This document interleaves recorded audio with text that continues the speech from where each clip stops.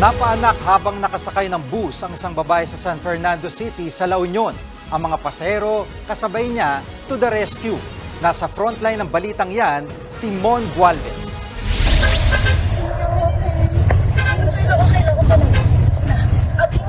Sa pampasaherong bus na ito na napaire at nagsilang ng kanya anak ang isang babae sa San Fernando, La Union. Makikitang kalong-kalong pa ng nagpaanak na pasahero ang kakasilang lamang na sanggol na binalutan ng tuwalya. Habang ang isa pang babae nakaalalay at pinapakalmang kapapanganak lamang na nanay. Sa isa pang video, makikita ang isang nurse sa sinusuri ang mag-ina. Sa puntong ito ay hindi pa natatanggal ang umbilical cord ng bata. Kwento ng mga pasahero, biyaheng Lawag City, Ilocos Norte ang bus.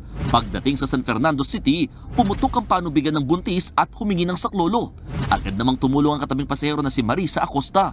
Buti ka mo may nakarinig yung kasama ko na so nag-offer siya ng tuwalya kasi sabi ko, sige tanggalin na garod yung short. Naka-short siya, wala siyang gamit na dala nung nagbibiyahe siya.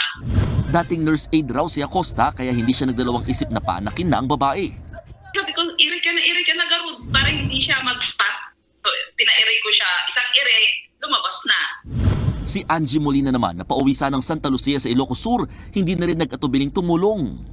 Kinuha ko yung towel ko, sir, tapos ilinagay ko dun sa may lap niya, sir, tapos tinanggal ko yung short niya. Wala pa yatang mga 2 minutes, sir, lumabas yung baby. Mabilis namang naisilang ang sanggol na lalaki pasado alas 7 ng gabi. Inabot lamang ng 2 minuto ang panganganak ng ina. Labis naman ang tuwa ng ibang pasahero na ligtas ang mag-ina. Inhawa na po lahat yung lahat yan nakasakay doon.